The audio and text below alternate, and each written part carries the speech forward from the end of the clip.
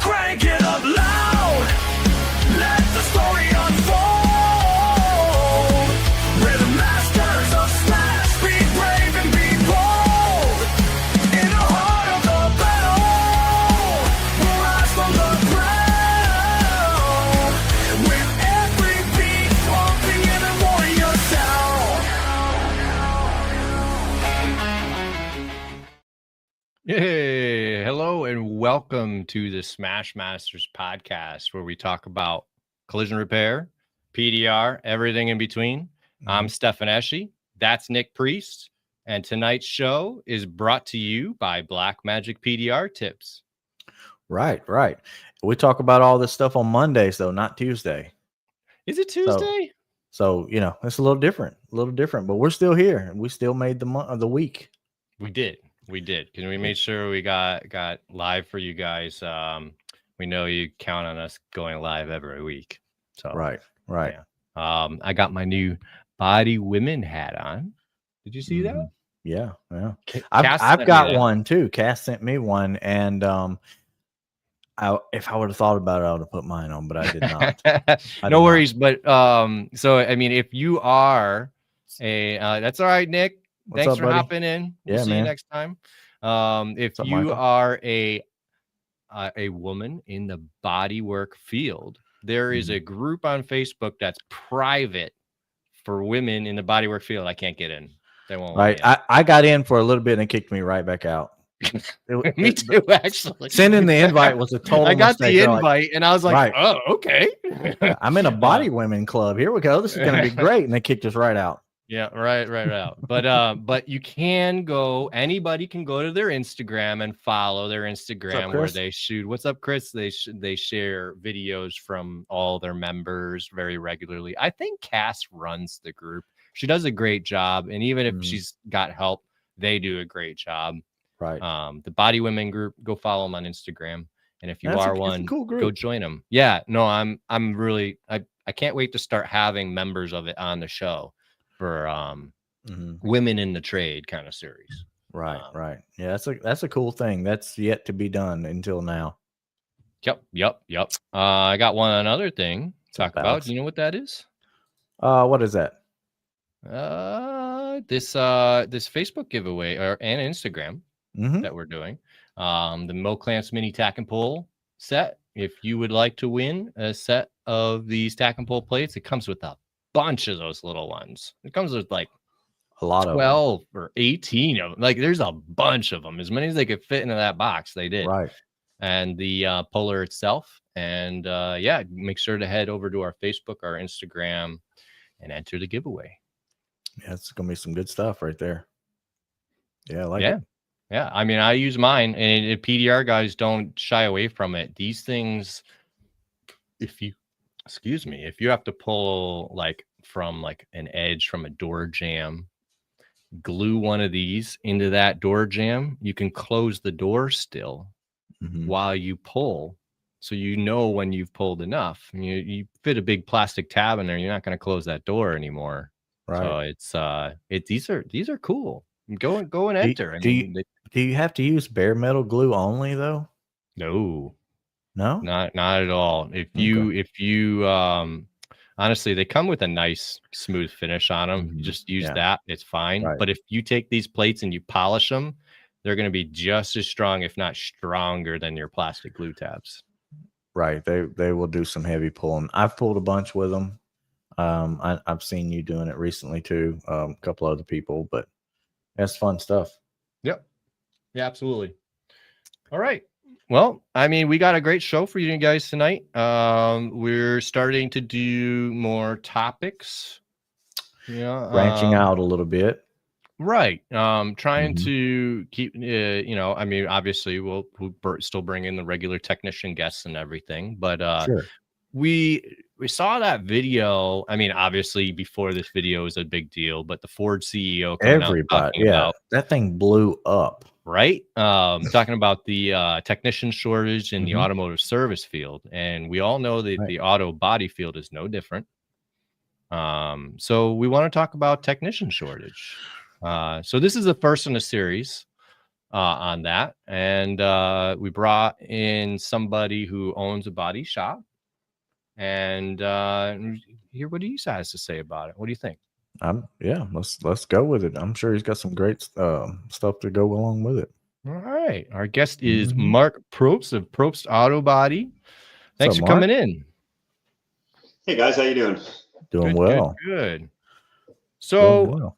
just to start out, I'll say that I seen you speak on Dave Lure's positivity seminar, and that's how you grabbed my attention. Uh, did you just do it that one time, or is that a yearly thing for you? I did it with David Lure. I did his positivity summit, I think 3 or 4 times, Okay. back to back. And I got to meet him. It's interesting because, quick, funny story. So my neighbor, uh, my next door neighbor, we lived out in the country. We're in rural America, right? Like, Right. and my next door neighbor was a girl, same class as mine, same little school, same high school. Because we was out in rural, nobody's around. So we was like really good friends. And, Mhm.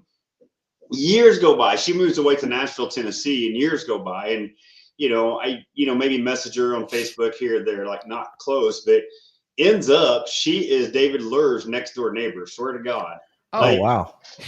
and then when she came home to visit her parents. I mean, she comes home, 2, 3, 4 times a year to visit and stuff. And the one time she stopped by my shop, and she literally like gave me David's book, signed autograph with David's book.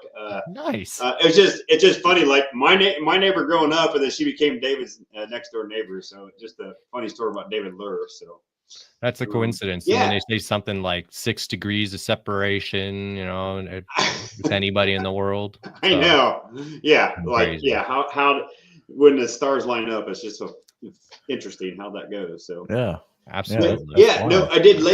I did David's Positivity Summit for 3 or 4 years. I've also, for any of the technicians or body shop owners, when Fender Bender was doing their conference, they did their yearly conference for quite a number of years.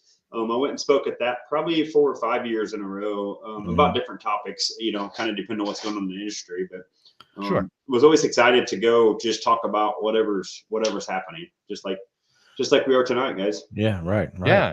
No, I mean, that's kind of why I reached out to you. I know you're willing to take the time and give back and everything and help others. So appreciate you doing that. So you're a body shop owner. When did you start Probst Auto Body? So my backstory, like you guys, I mean, day I graduated high school, I started working in. Funny story, like I told you guys about my career day. I actually started working in an International Western Star dealership in the body shop the day after I graduated high school, detailing semis. Went to school for 2 years for auto body. Worked in the got moved from detailing to the body shop. I did that for 2 years. Then I ended up in the paint shop for the last 6, I guess you'd say 6 years. So I was 9 years working for somebody else in the body shop on semis. Yeah. I never was my intention to work on a semi. Nobody in my family is a truck driver, but it's just where I got started. Just where you landed, huh? Yeah. In the meantime, I was going home every night and working on hot rods, the old car restorations. I've been an avid drag racer on and off for 30 years now. Right. Okay. So Cool. Yeah, as I was doing all this and I was working on other people's stuff at night, just like you guys talked about, I heard you guys were telling me you're working in a body shop and you're doing PDR stuff and you hit, burning that candle as much as you can. And that's exactly what I was doing back then. And Okay. a couple things happened, but it kind of some pivot points in my life. And I mean, I was in my early 20s. I was 26 years old when I started Probst Auto Body. 26. Wow. Yep. And this January will be 23 years that I've been in business now. So I'll let you guys do the math. I'm not. Right. No, Right. that's a young age to just go and start a body shop.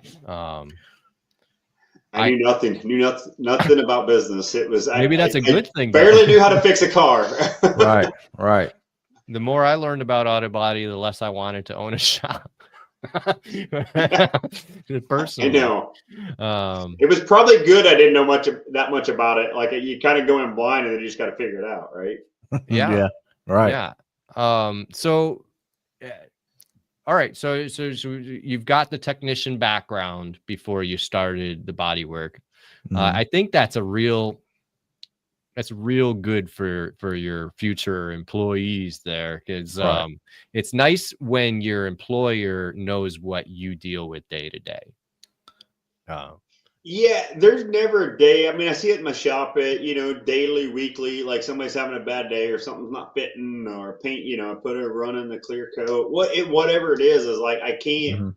I mean, I've been there. I've been there, I've done it. Like, and even I don't so much anymore. I mean, if I'm working in my shop now, uh it doesn't happen too often, but like I know what a good day is. I know what a bad day is. There's nothing in the shop that I can't do. I'm not going to say I'm great at it. And if I do jump and work on the car, I can bet you the employees are looking at my work to see how good I am anymore. But Yeah. Right. I can be a little rusty, but yeah, it's real to me though. It's just real. Like I know what it's like. Right. Right. You've done both, so you can kind of sympathize with both sides. No, Yeah, and it's good. I go home at my son's 21 and he's in the body shop too. But we go home at night, and I mean, it's not uncommon for us to be out in the shed working on some project. Like, so, Yeah. Nice. Now, you working Yeah. on anything right now? yeah, we're just putting the drag car away for winter. Trying to get that done. We're finishing up a trailer project. It's just stuff that you do, but then over the winter, I'm going to go back on my '57 Chevy that I've been working on for off and on for the whole classic story. Like it's been what I don't even want to count 8-9 years now, but it's Yeah. painted. It's painted, and we're down to like making it run again. Let's put it that way. Well, you're making progress. Then you're better than me. I've got projects just as long, and I haven't touched them that long. So Right. Yeah. it's When they say 10-20 year project, it's like that stuff's real, man. Like I totally get it. I'm that guy. for sure. Yeah. It's a long time. So I'd like to, definitely get into our topic though. Did you see the video from the Ford CEO, or at least parts of it online? I don't know if I did see that one. You'll have to remind me. He was talking about the technician shortage though. Yeah, he's talking about he had like 6,000 bays that needed to be filled in his at in all his shops at the dealerships and stuff. And they were kind of like he said the problem was kind of a complicated problem, didn't know really how to go with it from what I could tell. I mean, and then but if you look at all the texts, they're pretty much telling you, hey, warranty times, labor times, they're terrible. And like Toyota, if they say something's like 14 hours and all their techs are doing it in say 8 hours, 9 hours, well, it goes from the hours they previously had to 8 hours, and then they cut it from there again. So they're pretty much cutting warranty times and labor times down to next to nothing, but wanting people to stay there. I don't know. Yeah. It's like a horrible design. Yeah, and you hear that, and then you hear the Bucky's gas station that's advertising Right. starting wages at $20+ an hour, or Right. managers up to $100,000 a year, and it's just like, how are you going to draw people into the industry when this is going on? Right. And they got beef jerky in there full time. So I mean, you can't lose there. I did work in a body shop that had a convenience store attached to it once. That was a nice benefit. I will say. Right. And you don't have to buy any tools. You just show up. I know. But the thing is, though, like you said, like like we was talking earlier, like in high school, I knew I wanted to work on cars. Like I know I could. There's other jobs out there you could go and maybe make more money, but like I don't want to work at a gas station. I don't want to, I like beef jerky, but I don't want to be the guy making beef jerky.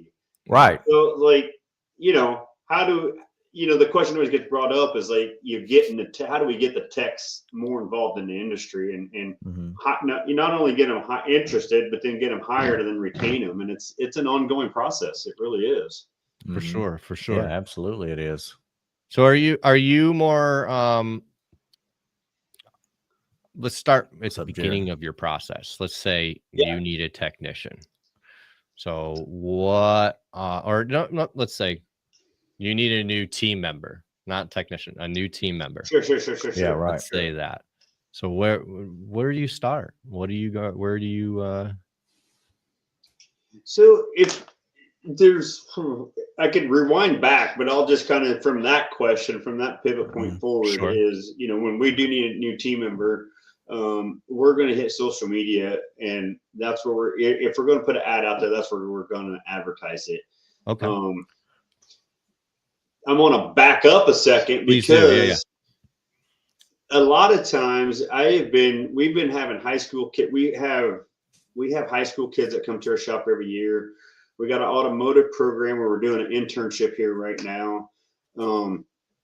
I go and I do various things with different high school students, automotive groups.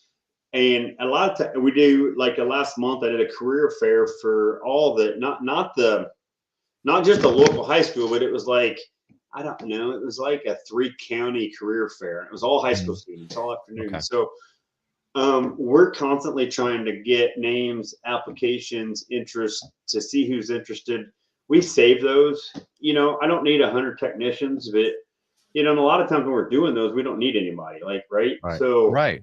But if we have the interest there, it's like, hey, fill the sheet out. You know, it's just a simple. You know, we might have a simple application form.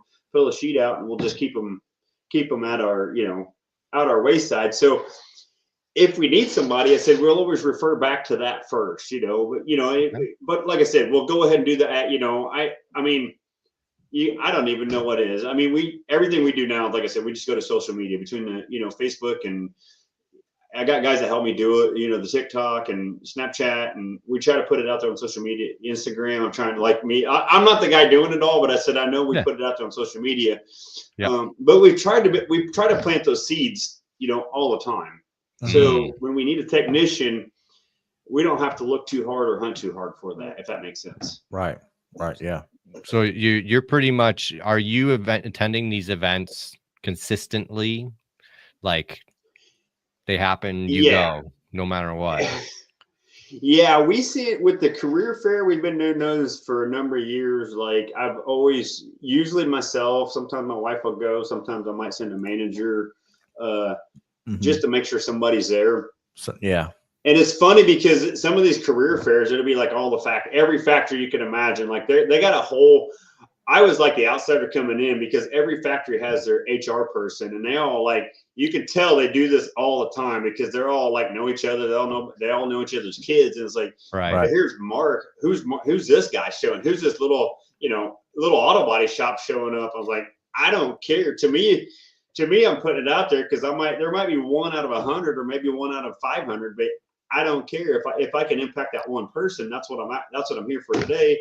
Right. And besides, they're twofold. So I'm kind of greedy because somebody's going to have an accident. One of these people that I talk to, you know, I'm always, you know, I look at it twofold. Like I'm always just planting the seed, like you know, the Probst auto body name. I said, if I don't get any applications today, if nobody's interested in auto body, you know what? I had 500 kids that came through here and saw Probst auto body's name, you know? Right. For sure. Yeah. Right. So it's networking and showing up, and making a scene and all that. So, yeah, I wish more body shop owners would go to things and be part of their local and even regional markets to do that kind of stuff. I know a lot of people here as body shop owners don't even go to anything like that. Right. No, it's really, you know, I don't say it's cliche. All the consultants, everybody that's in the industry that does any teaching says it, you know, it's, you know, the Dave Ramsey, all these guys working on your business, that in your business. And I said, I've learned that years ago. And I said, for me, that's when the really magic happens is, you know, I'm not involved in the day-to-day operations, you know, I'm behind the scenes, but it's everything else behind that, you know, all the marketing, the public relations side of it. That's what I'm involved in. So, and that's just one piece of it. The high schools, the career fairs, they recently you know how you say, you know, you talk about you plant seeds and you wait for them to grow and you don't know when it's going to happen. I'll tell you the story. 10 years ago, I was asked to be part of a board of directors for a career academy. All the local superintendents and all the local high school superintendents, the local community college got involved, and they wanted to start this career academy focusing on trades. And it's funny because it's like I'm sitting in there, and I was like, I was a protege of this. It was like it was enlightening for me to hear this, because probably like you guys, correct me if I'm wrong, you know, when you guys got out of high school, did you guys not ever hear, like, if you don't go get a 4-year degree, you're not going to be nothing? Oh yeah, I had to go to college. You Had have to to go to college. college. Right. If you don't go to college, you're not gonna make anything out of your life, right? Yeah, Right. that's Yeah, what they you told heard us. the same thing, Nick? Yep. Yeah. College was supposed to be like the only key out there. That's the step after high school. High school, Of then course. college. That's it. It's Yeah, what you do. of course, you know, I stuck with that tried and true. I went ahead and I quit school. So I went the opposite path. I was like, well, we're going to see what happens in real life. So that's what I did. Yeah. So we're in this meeting, and it's a handful of business owners and all these superintendents of high schools, and the I don't know what you call him, the head guy at the local college. And they realize the realization's there. And I mean, it's not, I'm not blaming anybody, but they was like, we need more skilled trades. Like, Right. we can't find plumbers, we can't find electricians, we can't find bricklayers, we can't find automotive technicians. So, and I'm not kidding you when I say this, 10 years ago, these meetings started happening, and I'm not like in that kind of world. Like, I was out of my element, because, you know, the couple of superintendents they had doctorate degrees, and apparently you're supposed to call them a doctor. I didn't know that. That's a learning lesson for you guys. Right. Okay, good to know. So if you got a doctorate degree, you're supposed to call them a doctor. I learned that lesson. Oh, wow. But anyway, so I stayed on this board for 3 years, and I couldn't take it anymore. Like, it was meeting after meeting, and nothing ever happened. And I was like, I don't like to see, you know, in the small business world, you make something happen, you just do it, and then you try to figure it out, right? Good, bad, right, or wrong, fail or not fail. Right. So I got off the board. So fast forward 7 years. Kudos to these guys. Kudos for doing this, and I'm absolutely got the utmost respect. 10 years later, this program kicks off. There was let me rephrase that. 2 years ago, the program kicked off, but they didn't have an automotive division. Okay. This year, they was ready to kick off the automotive division. All the red tape for 10 years, finally kicked it off, and they called me. And it's funny, because usually when you leave somebody, they don't want you back. Like, you're the a-hole that left. And I was Right. And then, like, Mark, hey, we'd like you to start coming to these meetings again. We're ready to kick off the automotive division. I was like, all right, that's cool. I'll come. I'll see, you know. Fast forward, they needed it. It's ready to kick off. Involves the county, all the county high schools. So that's like 5 or 7 county high schools. Okay. For any kids that want to go into automotive. And I'm like, all right, cool. We partner up with 5 businesses that these kids aren't going to go to school. They're going to go to work for an hour and a half every day in one of these 5 businesses. So the ball's in motion. And then we was having a meeting one morning, and my proteges, nobody could show up that day but me. The other 5 businesses, I show up, and they're like, "Oh, Mark, we need a teacher for this class." And I was like, Oh no. You're the only one there. Like, I'm the only one there. And I was like, Oh, no. what do you need? Like, what do you need for this? And I was like, well, we got to go to the state website and do all the forms and fill out paperwork, blah, blah, blah. I was like, if we do this, will this program kick off? Like, is this what you need? And I was like, and then like, yeah, but we have to have somebody that has, you know, on the job experience with, I don't know, it's a stupid, you know, however many hours on the job experience. And yeah. So I was like, all right, I'm in. If this is what it takes to kick this off, I'm in. So Wow. I am the automotive teacher for this new program. We don't go to school. They come to my shop. They go to 5 of us total for this automotive program. So it's things like, I'm sharing this story because it's things like this. It's like, you can't just sit back and we was talking earlier, you know, I remember like on the positivity summit, like I go to these meetings, I travel across the country for meetings, and it's like, somebody always says, I can't find technicians. And then my question is, and I try not to be arrogant, but I'm like, what are you doing about it? Right. Right. Crickets. Right. Nothing. Crickets. Yeah. Right. as if it's the problem and there's nothing I can do about it. It's the problem. That's my excuse. They opened up the Yeah. perfect shop and just having the wrong people show up the whole time, waiting on the right crew to get there. I Yeah. know, and and then some of these times I spoke at this at Fender Bender too, and I actually will show I have the picture. I'll show it of our town. The town my shop is in. My original, so my main shop. I got two shops. My main shop, the town is in. It's in a town of 650 people. Mm-hmm. But I was very impressed. I literally last week I went to work and I don't know. So they're supposed to update it during the. We have a really good small town. Like I mean, I'm serious about that. Like it's a Okay. growing community. There's a lot of industry here, but 650 is a population. Well, 2020 they're supposed to update it through the whatever you call it that they do. Well, COVID happened. Just this week, I looked at this sign and it went up to 950 people, and I'm like, hell yeah, we're almost to 1,000 people. Wow. And then I'm sitting in a class and somebody says, I can't find no technicians. And I'm like, where are you from? He's like, Los Angeles or Chicago or St. Louis. And I'm like, you don't even go there, brother. Like, Jeez. you know, you got that much population. Like there's guys out there. Like there are guys out there, you know, and I'm like, yeah, I'm in a town of less than 1,000 people. And I said, I can find technicians. Right. So, Yeah. That's I mean, that's the kind of stuff that I was like, I gotta get this guy on the show. But, did you ever figure out or just by talking to some of these guys like why they weren't getting technicians or anything? Or most of the time, I mean, like I said, I joke about it. Most of the time, it's the same thing. Like, I mean, it's you really got to put yourself out. I mean, you can't just sit there. I mean, I have a lot of friends. I mean, a lot of guys that run really, really good shops, great reputations. Even sometimes you hear those guys have the same problem, but it's like, okay, it's like, what are you doing? You know, what are you doing for it? I mean, there's guys that have really good social media presence. I think that's important because, I mean, every young kid out there has, you know, if you can't go out and go to the high schools, if you can't go and build these groups, you know, you guys got some cool TikToks, you got some cool Snapchat profiles, like, because that will still draw the young technicians. Even ourselves, when the career fairs I was talking about, like we had flyers made up. I have, I'm trying to think back. I always have to count in my head between the two shops. Over half of my technicians are in their 20s right now. So just think about that.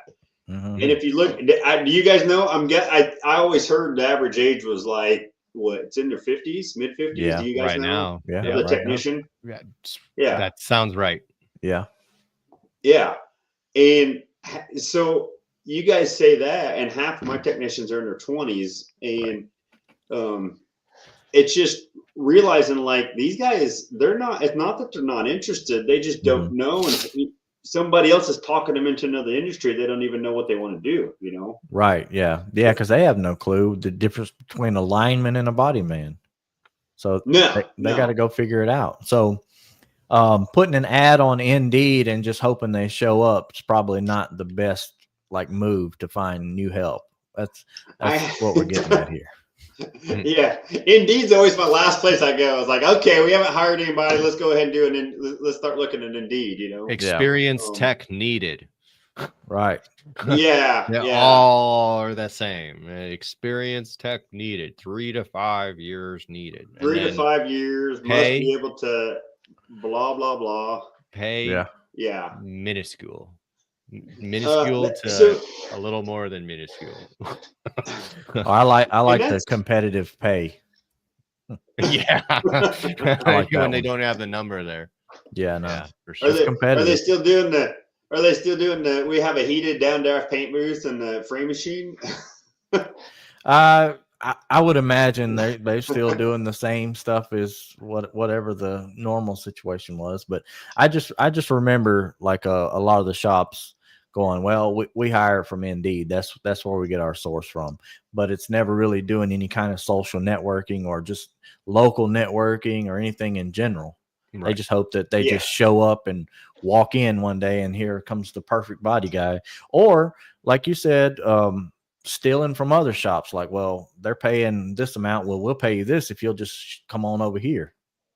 Yeah. And I'm all about a technician making more money, and I'm not against that. But as the industry goes, like when a shop starts just stealing fish from another man's pond, you're usually paying them more. You're not really sure what you're getting. I mean, I look back when I was, back in the days, I'm not going to lie, I've hired guys that were, in their 50s, and, I was like, well, shit, I got to pay them more than what they're getting. And then I get them in here and I'm like, well, you ain't half of what I thought you was. Like, I'm like, it's the prima donnas. I was like, it's a there's like, it was risky there. And there's a lot of great guys with a lot of experience out there, but then there's guys that you bring in all their bad habits and, everything else. Like, well, this ain't what I want, Right. As a business person, you really just don't know unless they have, like nowadays, like we have TikTok and videos and stuff that we're putting out and doing stuff, prior to that, you really just had to go on a word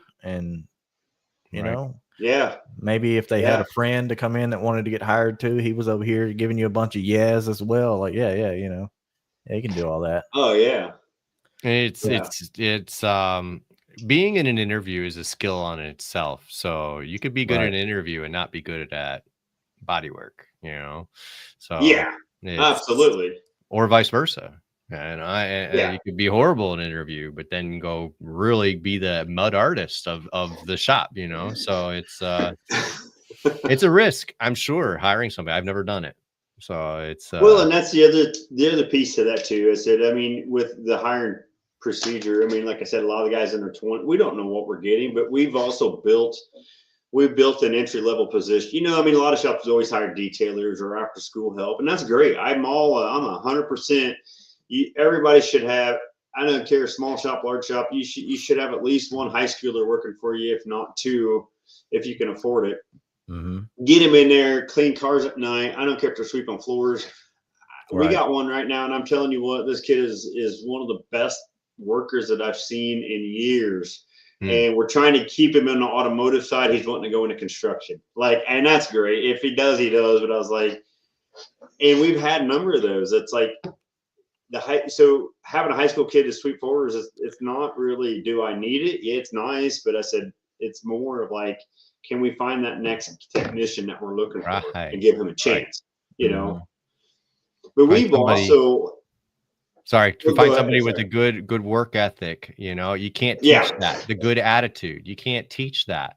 So we could teach you how to do the body work. We could even teach you how to sweep Bondo correctly, because you probably didn't do that correctly first. So it's that's great. I mean, so to always be looking for that young, energetic, motivated individual.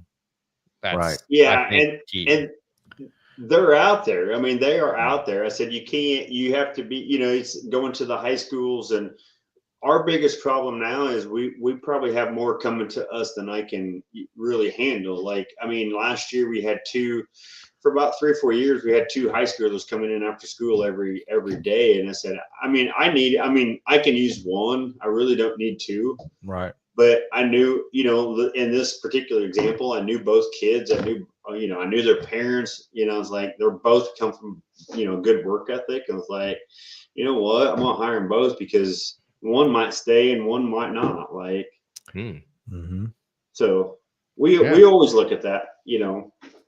But even besides detailing and cleaning up, the other thing that we do, a lot of shops won't. I mean, it's.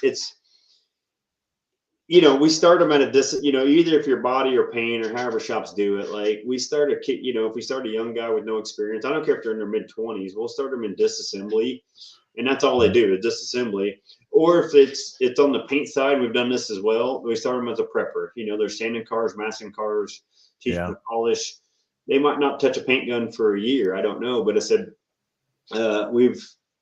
I don't know what the number is of maybe half of our technicians that we have now, we've hired and trained in-house without them being in another body shop. It's easier to train a younger person how you want your stuff done than it is an older person, for sure. So, no, those intro roles are important. They are. I believe they show your determination. They show your work ethics. And we're not putting a lot of responsibility and risk on you being in those positions. I mean, if you if you will do good and go, I don't want to say above and beyond, but like if you do over what you need to do in detailing somebody's car and making sure it looks good, then you're probably going to be that way with the next step and then the step after that. So, man, it's a Yeah, good indication. yeah, for sure. As opposed if you Yeah. just throw some water on it and you sit down on the bucket and scrolling, like, well, that's all they paid me for. Well, easy. It's easy to determine. It's funny because we just had a young tech start, and he was in the automotive service and his field, and so he's like, I want to try this auto body thing. So okay, we'll bring you in, and he was doing that. He was disassembling, and when he didn't have disassemblies, he was helping out with detail. Yeah. He quit. So this isn't what I was hired for. It's like, well, we know you ain't gonna make it then. If if you can't exactly. spend some time doing this stuff, we all did it.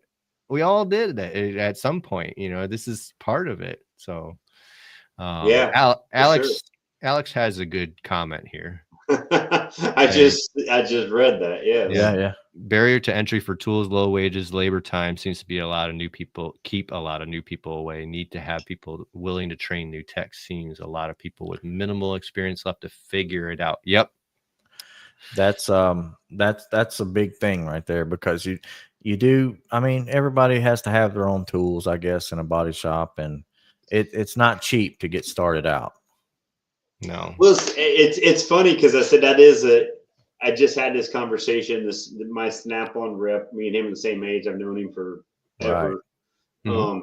And you love them or hate them. I got a lot of Snap-on tools. I've supported over the years. I also have Harbor Freight stuff, right? So let's be real here. So 2 years ago, we had an entry level tech. Again, same song and dance, no money, barely making it by, and we were trying to give this guy a chance. And I've always had like a small shop box, but we was doing this. We was working with Collision Career Institute, trying a new program that they was putting out there, and they wanted me to go buy this whole shop box, fill it with tools. I mean, they even had everything, item numbers, SKU numbers, and it was mostly all from Harbor Freight, right? So their program, and they didn't say you had to do it, but their program was like an 18-month internship. And at the end of the 18 months that you give the technician the tools. That's what they suggested, right? I didn't like that suggestion. I liked what they did, but I was like, you know what? Like, I'm all about the toolbox and the shop box, and I never had so we did this, and we bought the nice system. We even bought the memory, what do you call it? The cutaway, the memory, the foam cutouts. Yeah. We did it all ourselves to make a really nice shop box. Wow. Spent about $3,000 to get any entry level tool to do disassembly. That was it. Long story short, the guy didn't work out, and that wasn't the issue. But that is the shop box, and everybody uses that. And it's just, and not everybody, but guys that have their own tools use that. But like anybody, that's every tool in that box. I mean, you could pretty much do anything in a body shop. So, if a guy starts out, I'm like, I got, right now I got one shop. I got a friend, you'll hear me speak. Me and him, Tim Papp, we teach classes together. He, as far as to buy, no techs have their own tools or toolboxes in their shop. He bought all the tools and toolboxes. All same. Wow. I've heard of that before. Yeah, it's not and common. No, it's not. But I said I like the idea of it. It's like, here's what you need. I mean, this ain't no showboat, and some guys want to go buy some, Snap-on, Mac tools, whatever. That's fine. Take them home. But here's everything you need in their shop. Right. The young technicians, like I said, I just had this conversation with my Snap-on friend. I said, the young technicians, it ain't like I don't want to date myself, but I can tell you, when I came into the world, you was expected to buy your own tools, and almost everybody in the shop had a Snap-on payment or Mac or Macco payment here. for 5-10 years. I know the average for me when I was buying throughout the year would be from $3,000 to $6,000 a year, just depending on what I needed or whatever for the year. That's about right. So that lasted pretty much throughout the whole career. Yeah. Yeah. And it So doesn't I think stop.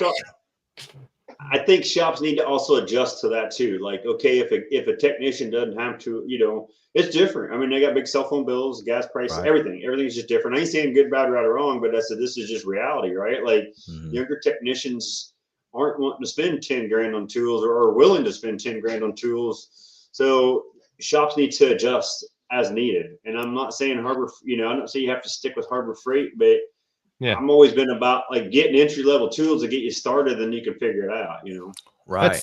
I like Right. that. It's because he did make a good point that cost of tools is a big barrier. So Right. that is one thing that shops could do to Yeah. lighten the load, for Mhm. for a new technician, for sure. Yeah, and Right. I I think like it that. was Alex's comment about the low wage. Well, low wages No and wages. Yeah. again, depending on where you're at. But I said I'm looking at the late, teenagers, early 20s. Mhm. We've not had a problem competing against factories. I mean, most factories around here are 18 to 20 bucks an hour, and just realize that, we need to be at least there. And I can tell you that I started in a factory for 2 years out of high school. And if I could make the same wage working on cars or I could in a factory, I want to go for the cars all day long. I don't know about Right. you guys. Where'd you guys start at? Passion. Did you guys start in same? I was much less. I mean, I technically worked in a furniture factory for a little while, making $7.25 an hour, and then I ended up getting into like $13 an hour was like the highest I ever made it there for a little while, and I didn't work there long. So for me, it was all about what I wanted to do. It wasn't about Yeah, the money. it wasn't I about mean, the so money. I didn't Right. want to go to college. That was my thing. So it Mhm. was, okay, what are my options? And I said, well, I love cars. I was Right. actually working in a high school as a special services paraprofessional, following kids around to their classes, trying that out. Wasn't for Mhm. me. I enjoyed it, but it wasn't for me.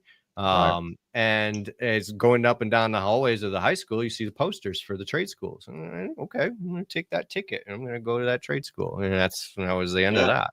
Right. Yeah. And it was comparable money. It was just, I wanted to work on cars. I wanted to fix cars. I wanted to make cars look great. And fixing a smashed car, still to this day, it just seems like this impossible task. And the Yep. fact that I can handle it, no issue. I'm very proud of that. Yeah.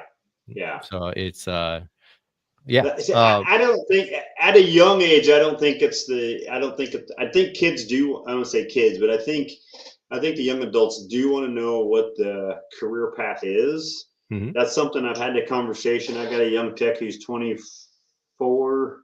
I hired him. I think he's 25 now. I hired him when I was 20, and we've had so many sit down conversations, and he's always like, "What's next? What's next? What's Mhm. next?" Like he wants a path. And I've noticed that with several of my young techs, is like Yeah. they don't expect. They know they can't get there today or tomorrow, but they also want to know that you do have a path for them, and what's that Yes. look Right. like, if that makes sense. We Have you joke had about it any in one of our. Have you had any Yeah, go ahead. problems with the older body guys trying to run the younger ones off? I have seen that, and not recently, but when I started, that was kind of a thing. I had forgotten all about that until Michael put this up, and I didn't want to just kind of like throw it in there. But yeah, for a little while, that was a thing, running the younger people off. And that's a culture thing, and that's you guys had talked about it. I said, the experience of working at different shops, and I said I'd worked at that semi dealership for 9 years, and I said I can tell you everything that happened there was just setting me up for what I love the job. I love painting. I love I love. There was a lot of guys there. I love it. Was believe this or not, it was 2 shifts. We had day shift and night shift. Yep. I started on second shift, got moved to day shift. I've seen some of the best guys and some of the worst guys that I worked with in those 9 years. When I started my own, I always said, I'm never going to let this happen. Never going to let this happen. Well, guess what? It happened. You end up with those guys. Right. You end up with guys that are running people off, that are negative, that are, we say, bitch, moan, complain. Right. Me personally, and I can tell you, I can vouch for this. You can ask guys that's worked for me. we address the problem. Sometimes I wait a little too long. I mean, I had one guy that was with me 8 years, and it didn't start bad, but it slowly got worse and worse and worse. And I ended up, I let him go. Like, and I'll say this, he was phenomenal technician, absolutely phenomenal technician. And I said, I couldn't stand the fact to go to work every day, and he literally would run guys off. And we had a few other ones of those, and I said, I don't care how good you know, when they talk about cancer in your shop, it's like, I can't do it. Not here. I mean, I've seen it.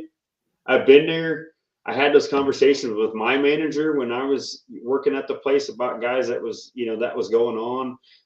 They just kind of shrugged it off the show. Where I worked at, it was you're supposed to keep your mouth shut and work, right? Right. I wasn't very good at that. Yeah.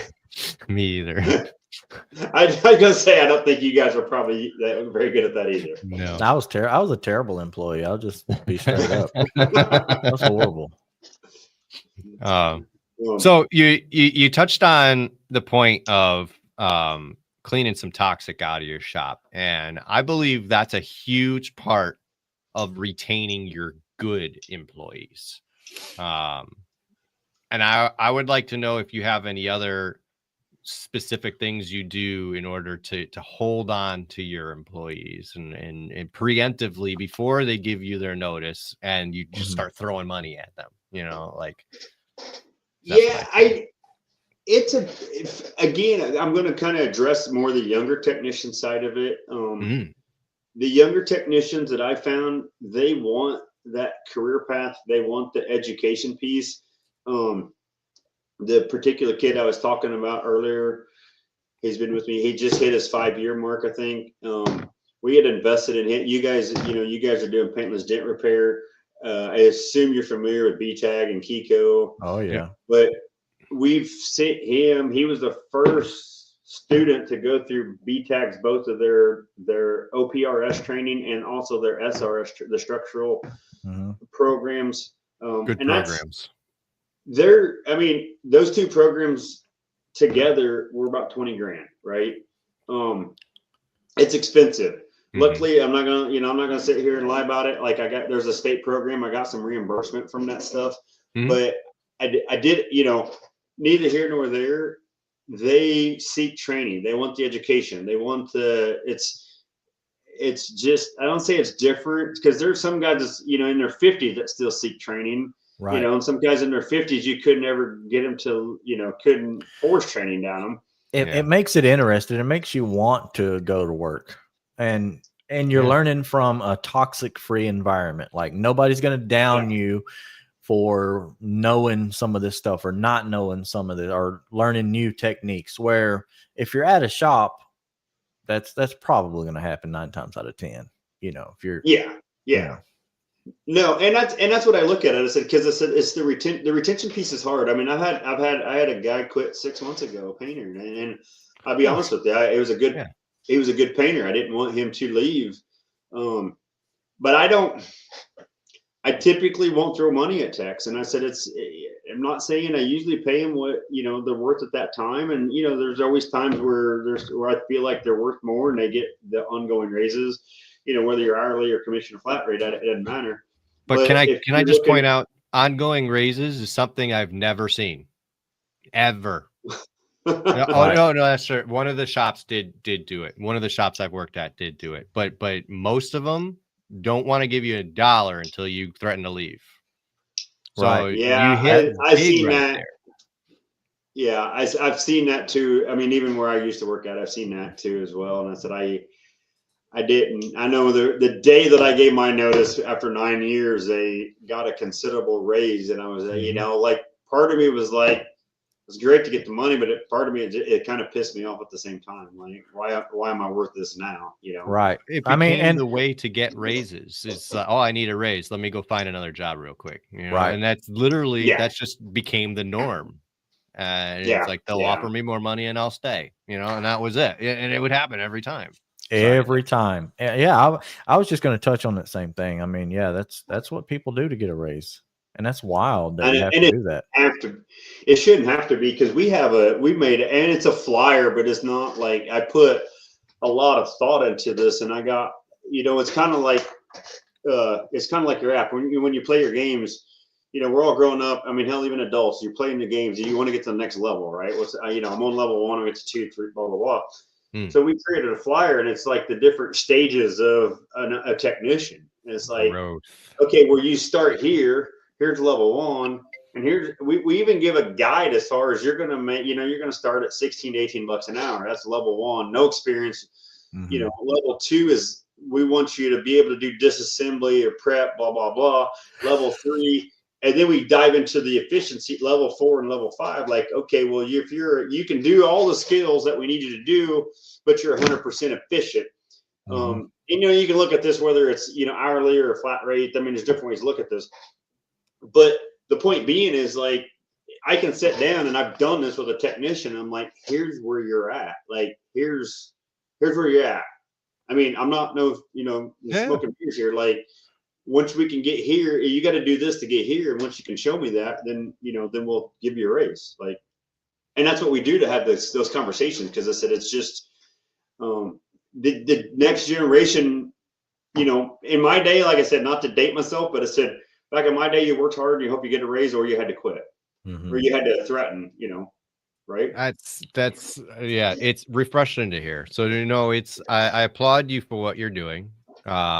It sounds like you're doing kind of regular reviews with your employees. I mean, that's necessary. It's absolutely necessary. And to let them not only just the main part is to let them know where they're standing. When you're an employee showing up every day, leaving every day, and you're not hearing everything, it can be easy to get in your head and go, hey, he looked at me a little weird that morning. Am I on a chopping block? Like, what's going on? I seen you guys being interviewed. And in tune with the body shop, though, communication. I mean, communication. Yeah. You hear a lot of people say communication is key, and then nobody communicates. Or if they do, it's a one-sided communication. Like, it's pretty much like a lecture. It's not a communication. Right. If you do it, I say we'll get along just fine. Yeah. Right. And lots of people have, especially outside perspectives, can have some really good opinions and insights on things that you may not be able to see. So, I wouldn't. I know a lot of shops kind of steer away from that, and I don't know. I feel like a lot of them could do a lot better if they would just listen themselves, and communication. Communication. And that's not going out in the shop and saying, hey, how you doing? Because that's not the environment for a technician to go, oh, actually really shitty, this guy's being real dick, and like like it's not when it's going to happen. Right. So you need to fire this guy right now. He's terrible. It's not going to come up in the shop. So no, it's that's really I like that. So you touched on the growth. You have a well thought out path for a person through your company. I like that, the retention thing that you said. I mean, if you're not just going to throw money at people, it's not. They shouldn't be expecting that, So it just ends that right there. Right. And like I said, we've had employees, like I said, we're not perfect. We have employees quit, and I said it depends on what they're, they're going after, and it happens. But it's usually, I don't feel like it's usually about the money. I mean, money maybe discussed, but, and I also look at you, Nick, you mentioned earlier that you're right now, the 4-day work week, or is that you? Yep. Yeah. That's me. Yeah. And I said that was another one of those things. And I said, if your shop's doing something like that, we're doing a 4.5 day. So my guys are done at noon on Fridays, but we also don't have a stipulation on what hours you work. So I got some guys that come in at 6 in the morning, from 6:30, 7, all the way up to 8 o'clock. I'm not here to babysit you. Like, we got work to do. You know what to do. Like, if it works better for your family life to come in at 6 o'clock or 7 o'clock or 8 o'clock, I don't care. Like, and then we offered to do, we didn't go to the 4-day work week, but we're, like I said, I got a couple guys that will stay on Friday afternoons, but most of my guys are done by noon on Fridays because they got their hour, enough hours in. So You got pretty flexible hours. In other words, I mean that's good to have. I mean, you can have a really good crew and then like be whiny about the smallest thing. Like you didn't get here at exactly 8, so we're going to be hateful to everybody all day. But whether it's 8, 7, 6, or 5 doesn't matter. But if they get the stuff done in a Do your timely manner, time, get your work that's done. really what matters. If they can agree, we had a young kid. We had a young kid. He came out of college for 2 years, auto body. We was really like trying to give him. He couldn't get to work on time. Right? He was coming. We had him coming in at 8, and he couldn't get to work on time. And I'm literally sat him down. I'm like, all right, if you can't get here at 8, then be here at 8:15 or 8:30. I said, I don't care. Like it was funny because I said no matter what time we gave him, he still couldn't be here, and it didn't work out. But I was like, dude, I don't care. Like if you want to sleep in, if you're not a morning person, that's fine. But I still want you to put in your 8 or 9 hours, like whatever it is, Right. Cass makes a good point here. Yeah, she does. When I started, I was told if you don't hear anything bad, you're doing good. But a simple compliment can go a long way.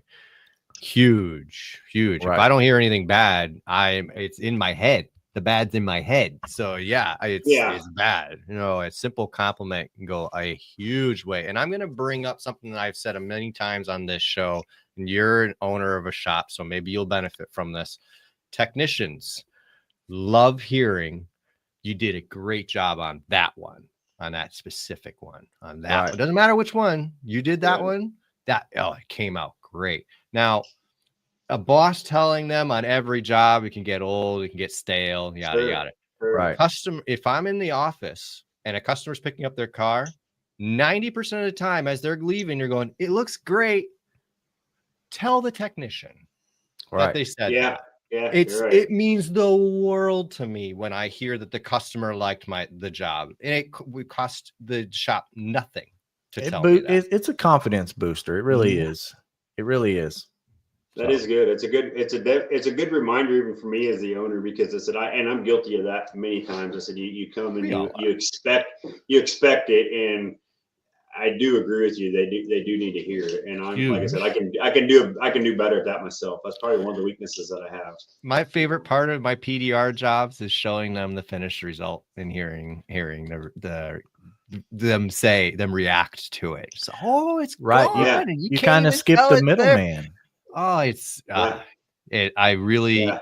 It's my I had one customer try and pay me and not go look at it. I said, no, you got to come over and look at it. This is my favorite part. You got to come look at it. Oh, okay. Right. Yeah. They just expected it to be good. It's like, yeah, I know. Yeah. Well, like you mentioned, this is art. It's not just there's not really a booklet on, how to do all. There's a booklet on how to take an intake off of an engine, but there's not really a booklet on how to fix some of these repairs. So that puts it in the art category. And when somebody says that, hey, you guys done a great job on this. Well, whoever was involved in all this would like to hear that, whether you think they would or wouldn't. Yeah, for sure. Yeah. My manager does a really good job about that. And I said, it's funny, but not funny. And I said, I love and hate it because we get so many compliments on the detailer. Oh my God, my car's so clean. And I was like, dude, we just put a quarter panel and a rear panel on your car. We just did $15,000 of work. And I was like, right. And the detailer gets all the credit, right. Or the customer service. That's the body man's gripe right there. I mean, I do all this body work. I did all this. I took it apart. I did all the body work. I measured it. I pulled it. I sent it to paint. I get it back from paint. I put it all together. And they say, oh, the paint looks great. I know. I mean, painting's not easy and that, but come on. Yeah. Well, it's a reminder that everybody needs to hear that, though. That's a very good point. Yeah. Well, the last thing you do is the first thing you see. Ain't that what they say? Yeah. Last thing you do is the first thing they see. Yeah. That's pretty much the mindset of I get it. Car owners when they pick their car up. That's why the detailer gets so many compliments, because they've seen it trashy, but they see it now and it's clean, it's looking good, it's not wrecked anymore. we joke about it, and it's a good laugh because our customer service, it's my sister, but she's been here for 17 years, and her name is mentioned on our Google reviews more than anybody. Anything. Yeah. Not. I mean, we got a lot of the car looks great, quality work, great team, great staff, and it's like Carla. Like you can go through our 300 some reviews, and you'll see her name mentioned probably 50 times, and it's like, Yeah. So we have our team meetings. We're like, hey guys, Carla did another good job on this one. Like, Right. Do you have AI responding to your Google reviews too? Because no, I need to. Not yet. on mine, it's been a little bit funny. I had one customer say, this man is Merlin, because they were saying like I did magic to their vehicle. So AI responded, we're glad that Merlin did great work to your vehicle. Awesome. I love it. So I had to go and edit that one. Yeah, That's I not gotta my be. name. Yeah, for sure. It's been interesting for sure. But Yeah. no, it's funny the effects that that kind of stuff will have. Well, Mark, an hour flew by. I really appreciate you coming on. We got to hit just about everything that I wanted to hit on. If Awesome, people man. if people are in your area and they need body work, you own Probst Auto Body. And what area are you in? I don't think we ever hit that. It's mid to southern Illinois, Dietrich, Illinois, and Flora, Illinois. 2 locations. Okay. Yep. Okay. Yep. All right. And Awesome. yeah, we still got the giveaways going on the Meta platforms. Make sure you go hit those.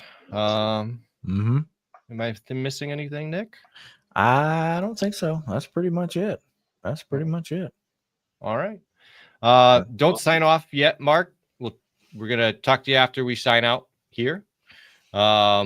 Everybody else, have a great week. We'll see you next week. See you guys. See you Monday.